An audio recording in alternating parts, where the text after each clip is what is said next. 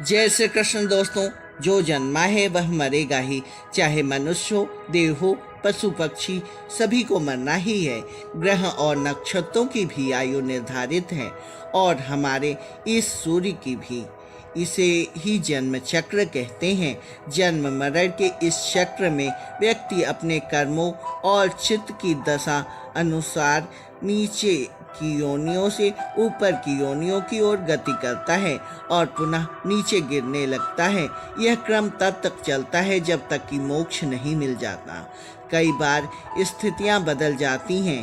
तो चलिए दोस्तों, जानते हैं गरुड़ पुराण के अनुसार मरने के बाद क्यों नहीं शव को अकेला छोड़ा जाता है।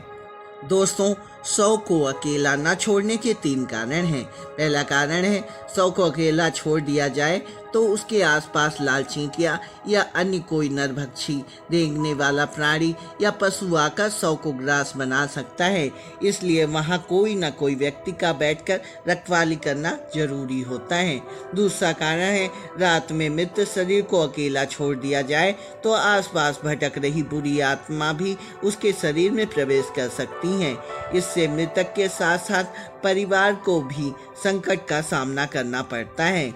तीसरा कारण है, शव को इसलिए भी अकेला नहीं छोड़ा जाता क्योंकि मृतक की आत्मा वहीं पर रहती है।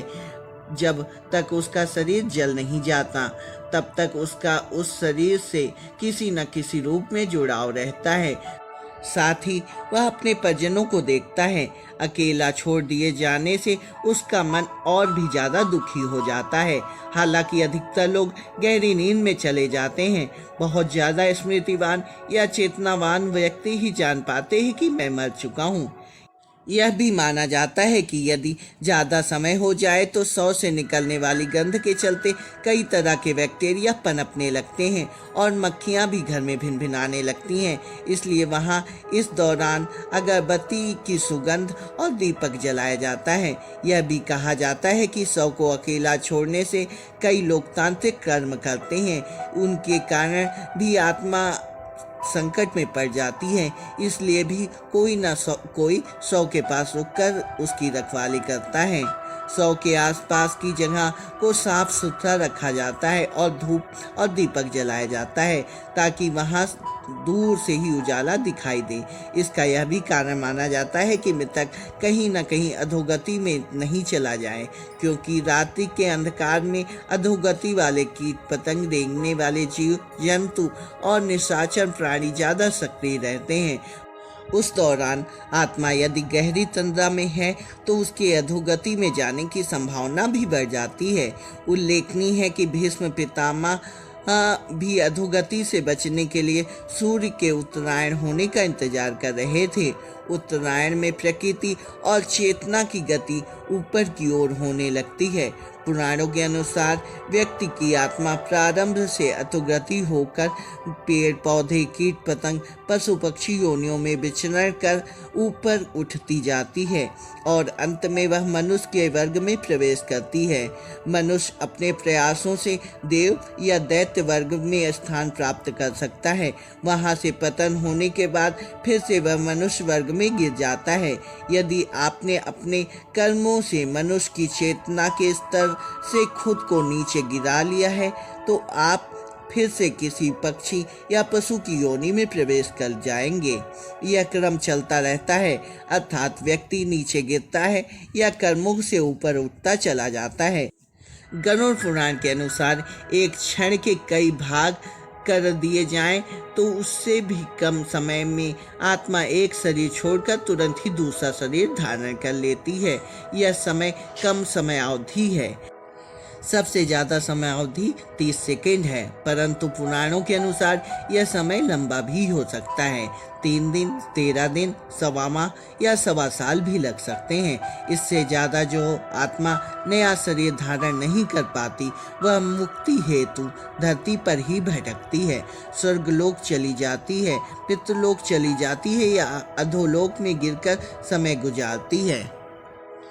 दोस्तों, कुछ ऐसे कारण होते हैं जिनके कारण दाह संस्कार कुछ समय के लिए टाल दिए जाते हैं। ये 3 कारणों से होता है। सूर्यास्त के बाद हुई मृत्यु, तो हिंदू धर्म के अनुसार शव को जलाया नहीं जाता।